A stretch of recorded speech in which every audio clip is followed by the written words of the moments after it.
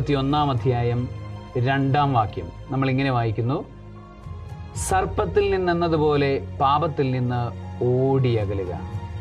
അടുത്തു ചെന്നാൽ നിന്നെ അത് കടിക്കും. അതിൻ്റെ പല്ലുകൾ സിംഹത്തിൻ്റെ പല്ലുകൾ പോലെയാണ്. അത് ജീവൻ അപഹരിക്കും.